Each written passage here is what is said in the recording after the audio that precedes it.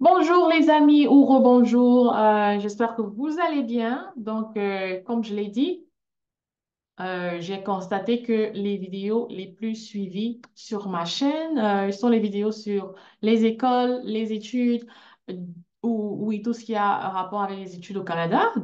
J'ai décidé de vous présenter désormais d'autres écoles comme qui sont bonnes. Comme je l'ai dit, il n'y a pas de mauvaise université, honnêtement, surtout pour les universités d'État au Canada, si vous voulez faire vos études. C'est juste vraiment en fonction des moyens ce que vous, comme pour payer la scolarité.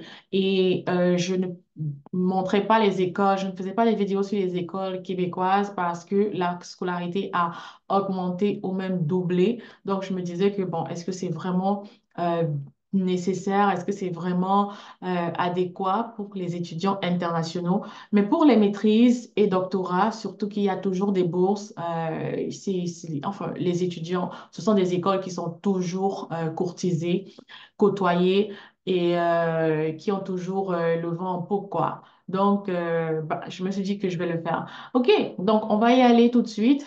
J'ai présenté l'Université de Sherbrooke tantôt dans la vidéo précédente. Donc, si vous êtes intéressé par l'Université de Montréal, restez connectés. Je vous montre un peu comment naviguer le site web, comment faire pour faire votre demande d'admission, les dates de délai à connaître, les informations importantes à connaître pour un étudiant international, les frais également d'admission. Restez connectés. On va voir ça ensemble. OK. Alors, voici le site de l'Université de Montréal. Vous pouvez suivre avec moi. Donc, déjà sur la page d'accueil, bon, pas grand-chose, juste comme connaître peut-être les dates de dépôt. Et on peut commencer avec les dates limites de dépôt, connaître les dates limites de dépôt. Voilà, par exemple, premier cycle, automne. Ici, on a avec uniquement des études collégiales, dans une université ou avec des études hors Québec. Voilà, ici, on a le 1er novembre. Donc, vous voyez vraiment, parce que la demande continue à vraiment augmenter. Donc, ils ont besoin de beaucoup plus de temps pour traiter les demandes. Alors, ici, pour le premier cycle, c'est 1er novembre, par exemple, automne.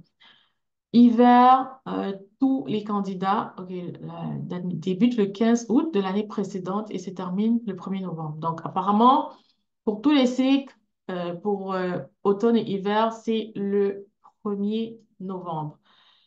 Été, tous les candidats 1er avril. Pour les cycles supérieurs, tous les candidats 1er février. OK, ça, c'est bon à savoir, je suppose. C'est bon à savoir. Donc, 1er avril et 1er février. Voilà. Mais ici, quand même, ils disent admission encore possible. Au-delà des dates limites officielles affichées ci-dessus, des places peuvent être encore disponibles dans certains programmes. Donc, vous devez consulter le programme. Donc, je suppose que lorsque vous vous dirigez vers le site d'une école, vous avez déjà au moins en tête quel programme est-ce que vous voulez faire. Alors, l'autre chose que je voulais vous rappeler pour l'Université de Montréal, c'est la bourse d'exemption des frais de scolarité qui est pour les étudiants internationaux. Ça permet aux étudiants internationaux de payer comme les étudiants canadiens, supposément. Conçue pour les étudiants et étudiantes internationaux, la bourse d'exemption réduit les droits de scolarité qui leur sont exigés. Bonne nouvelle, il n'y a aucun formulaire à remplir. À la suite de la réception d'une offre d'admission, votre dossier sera automatiquement évalué. Donc, alors, c'est une possibilité. Mais si vous faites votre dossier et que vous n'avez pas de bourse, apprêtez-vous à payer tous les frais de scolarité. Et on va voir tantôt quels sont les frais de scolarité à l'Université de Montréal. Donc ici, en bas, c'est juste des annonces. Il n'y a pas grand-chose à faire. Après, on peut regarder ici votre demande d'admission. Vous pouvez regarder là votre demande d'admission vraiment pour connaître les coûts des frais d'admission. 77 plus 21, 60 ici, ça fait 98 et 85. Donc, environ 100 dollars, qui est environ 45 000, 50 000. en Afrique. Donc, c'est toujours quand même autour de de ce montant-là, surtout au Québec. Je pense que c'est quand même un bon montant comparé au Nouveau-Brunswick qui est déjà à comme 150, 200. Eux, ils augmentent les coûts, je me dis, ils augmentent les coûts parce que ils sont une plus petite province. Pourtant, au Québec, ils ont beaucoup plus de personnes. C'est ça. Si vous voulez consulter également le répertoire des programmes, que vous ne savez pas encore quoi choisir, vous pouvez cliquer sur les programmes et voir les programmes. Donc, j'ai deux vidéos que j'ai déjà faites sur les programmes enfin, qui sont plus prisés et les programmes qui sont quand même à éviter.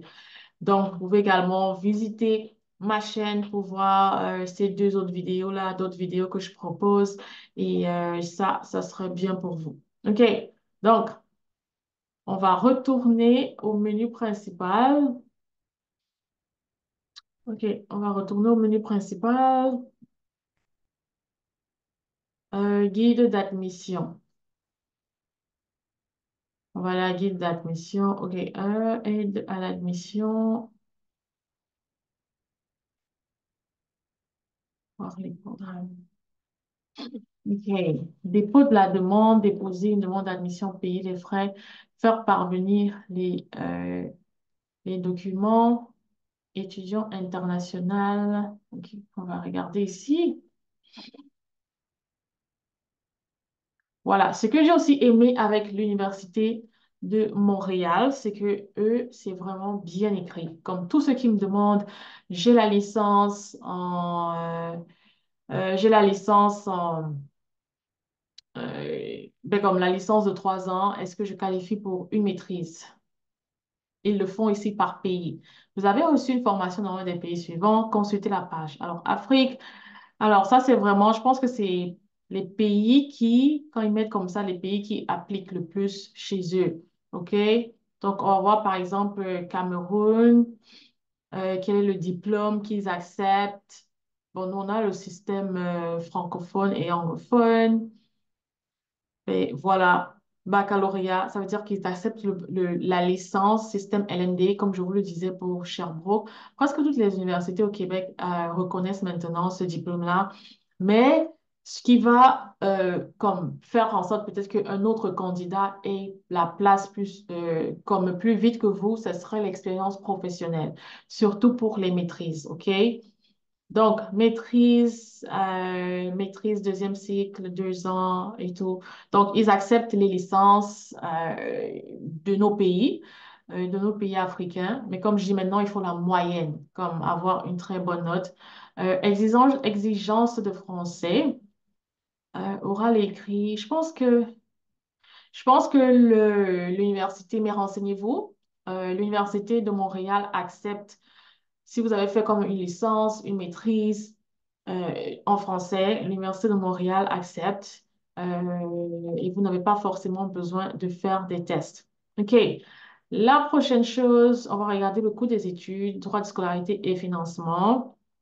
Donc, on a vu la bourse. Il y a d'autres bourses, bien évidemment, mais certaines bourses aussi, n'oubliez pas, parce qu'ils ont dit la bourse d'exemption, c'est lorsque vous êtes déjà sur le territoire.